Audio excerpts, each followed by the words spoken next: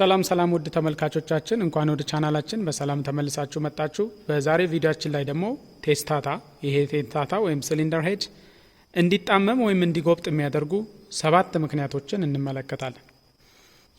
የመኪናችን ቴስታታ እንዲጎብጥ የሚያደርጉ 7 ዋና ዋና ምክንያቶችን ነው በዛሬ ቪዲዮአችን ላይ የምንመለከተው።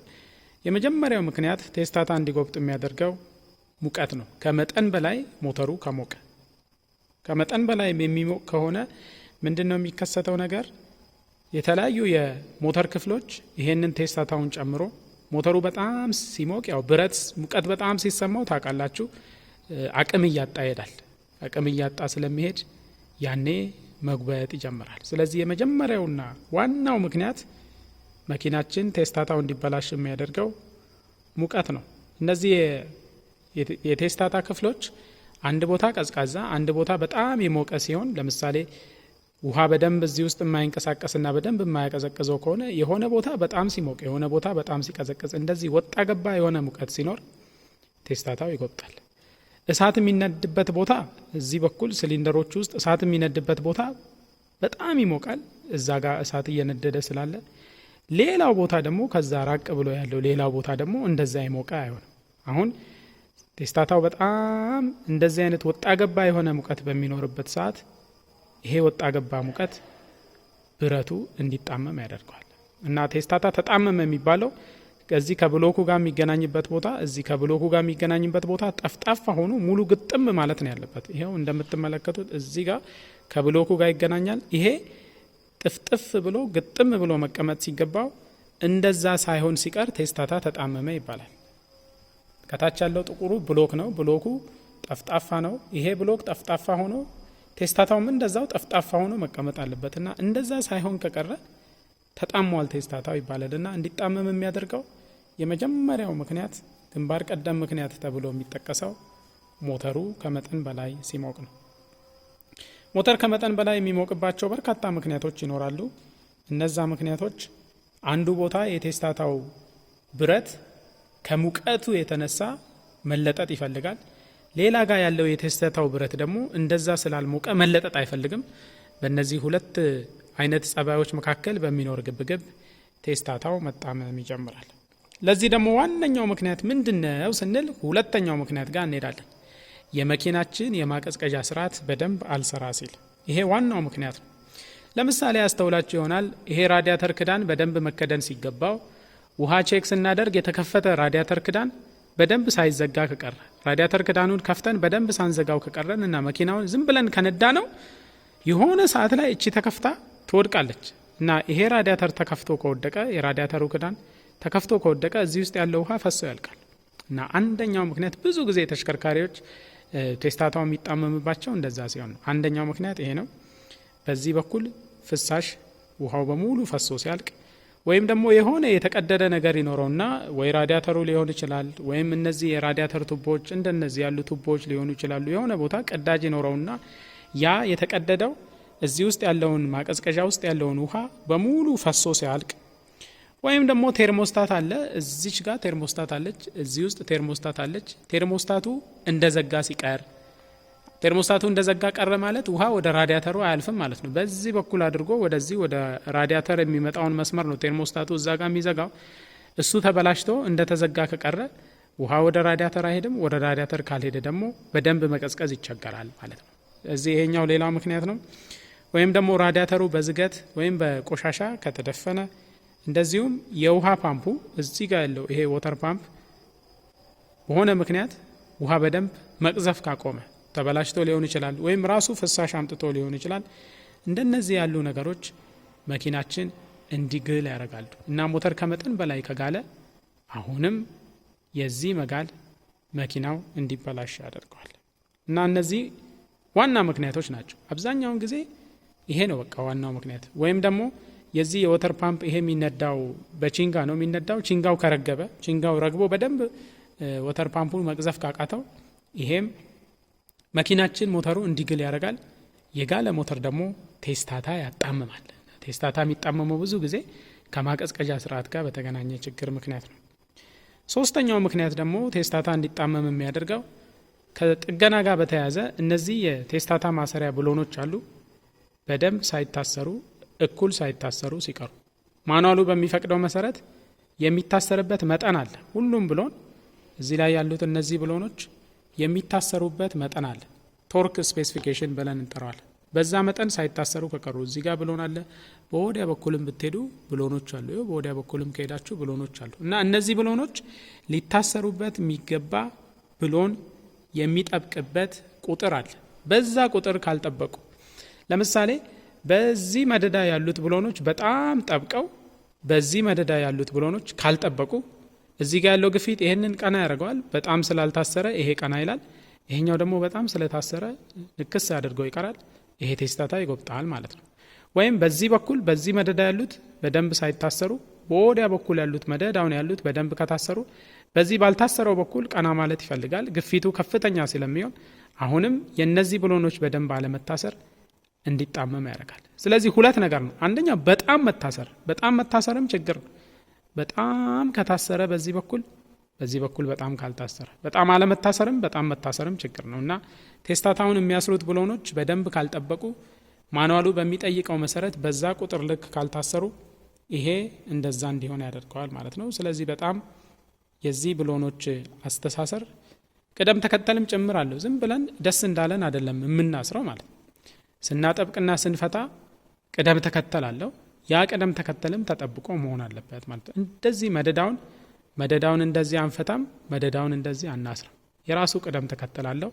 ያንን ቅደም ተከተል ጠብቀን ነው የምናስረው። ሲፈታም ጭምር እንደዛ ነው። ሲፈታም ይሄ ቴስታታ እዚህ ብሎኩ ላይ ሲታሰር በከፍተኛ ኃይል ነው ታስሮ ያለው። በከፍተኛ ኃይል ነው ወደ ታች ታስሮ ያለው። ያንን ስንፈታም በአንዴ እዚህ ጫፍ ላይ ያሉትን ፈተን በወዲያ እንደታሰረ ከሆነ የተፈታው ቀና ይላል፣ ያልተፈታው ደግሞ አሁንም እንደታሰረ ነው። ይሄ ጥመት እንዲያመጣ ያደርጋል። ስለዚህ ሲፈታ ራሱ እኩል ነው የምንፈታው። ትንሽ ላላ ከዛ ወዲያ ያሉትን ትንሽ ላላ ከዛ ወደዚህ ከዛ ወደዚህ ከዛ እዚህ እንደዚህ ክሪስ ክሮስ እየተኬደ ቅደም ተከተሉን ጠብቆ ነው መፈታት ያለበት። ሲታሰር ደግሞ ከውስጥ ወደ ውጭ መሀል ላይ ያሉትን እዚህ ታስራላችሁ፣ እዚህ ታስራላችሁ፣ ከዛ እዚህ እናስራለን፣ ከዛ እዚህ እዛ ጥግ እዚህ እንደዚህ እየተባለ ቅደም ተከተሉን ጠብቆ ነው መታሰር ያለበት። ሲታሰርም በአንዴ ድብና አይደረግም። ደረጃ በደረጃ ቁጥሩ እየተጨመረ ይሄዳል ማለት ነው እና ስለዚህ አንደኛው ሌላው ምክንያት የነዚህ የቴስታታ ማሰሪያ ብሎኖች የነዚህ ብሎኖች በደንብ አለመታሰር አሁንም ቴስታታው እንዲጎብጥ ያደርጋል።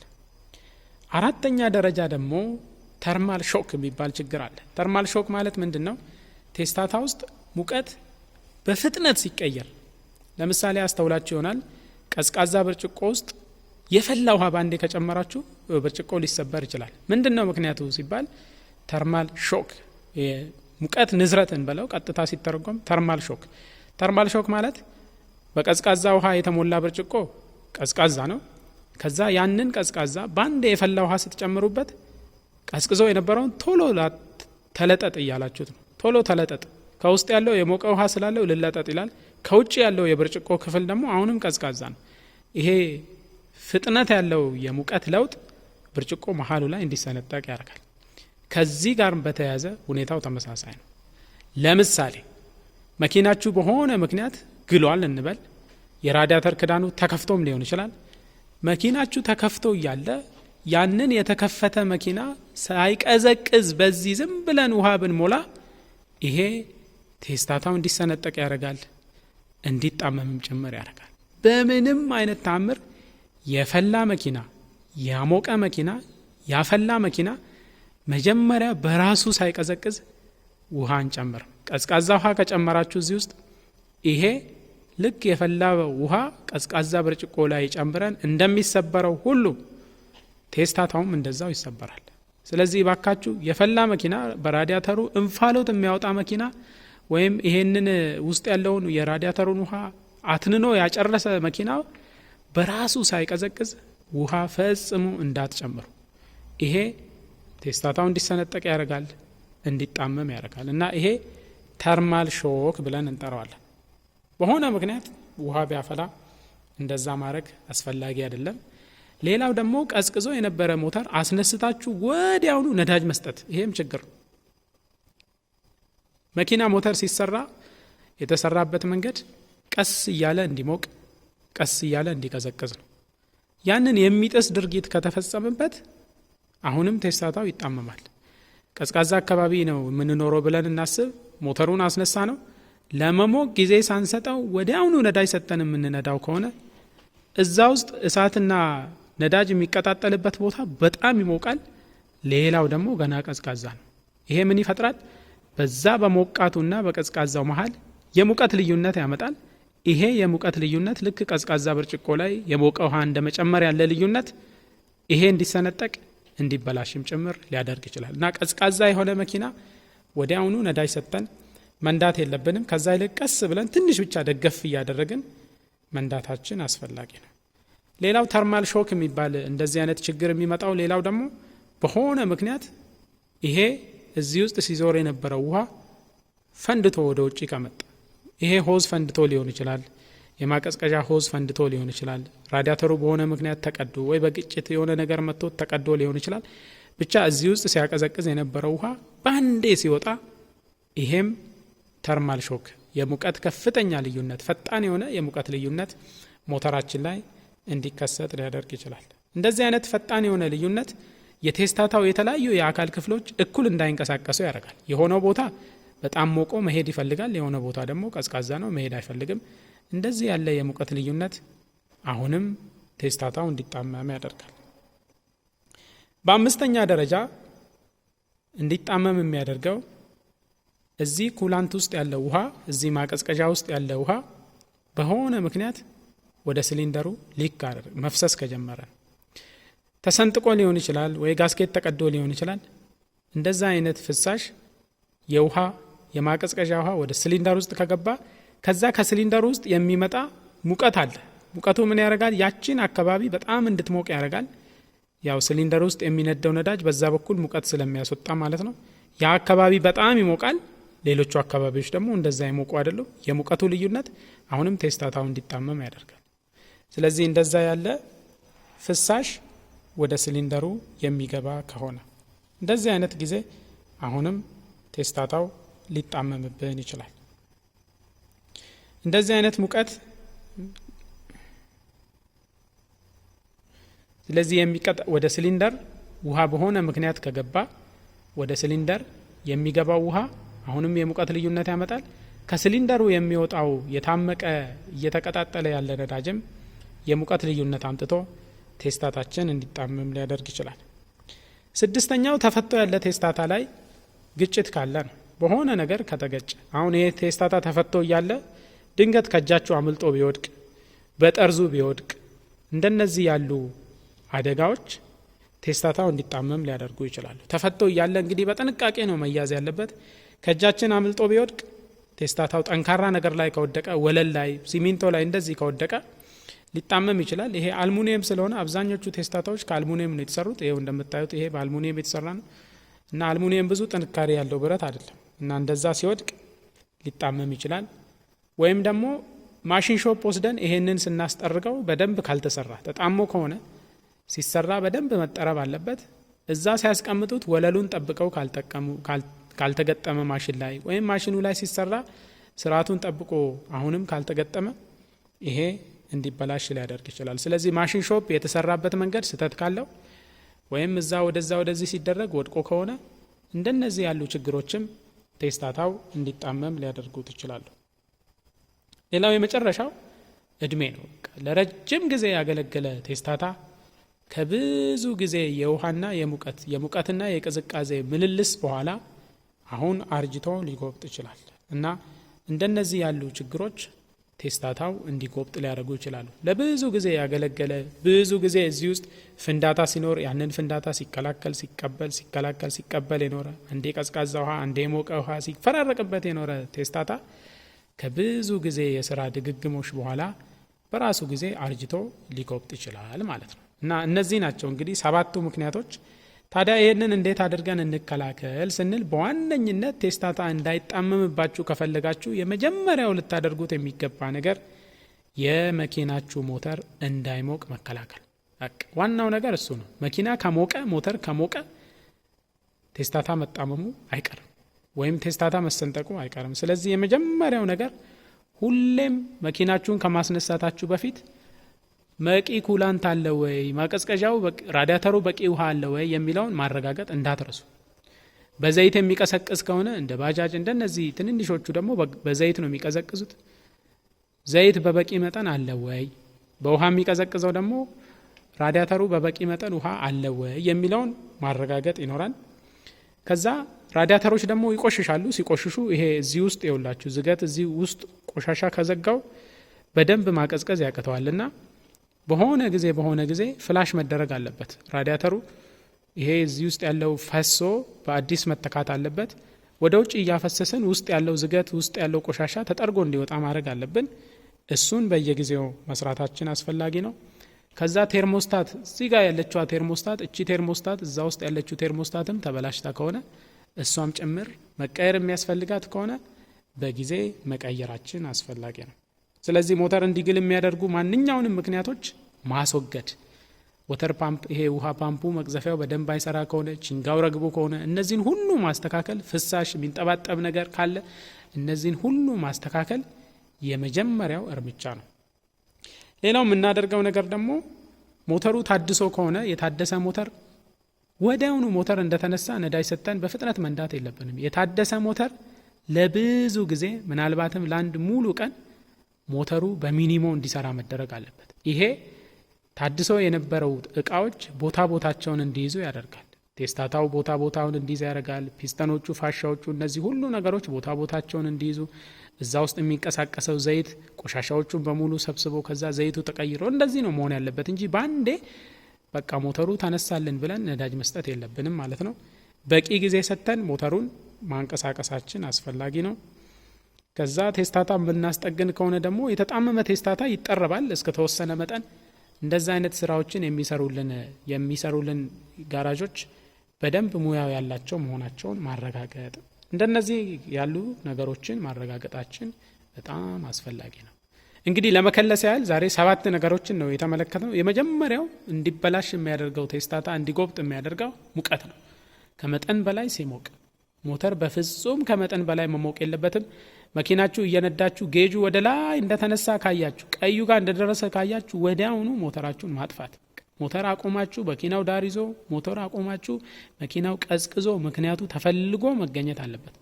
የሞቀ መኪና በፍጹም መንዳት የለባችሁም። ዋናው ምክንያት እሱ ስለሆነ ከዛ ሁለተኛው ምክንያት ያው ሞተሩ እንዲሞቅ የሚያደርጉ ምክንያቶች በሙሉ ቴስታታው እንዲጣመም ያደርጋሉ።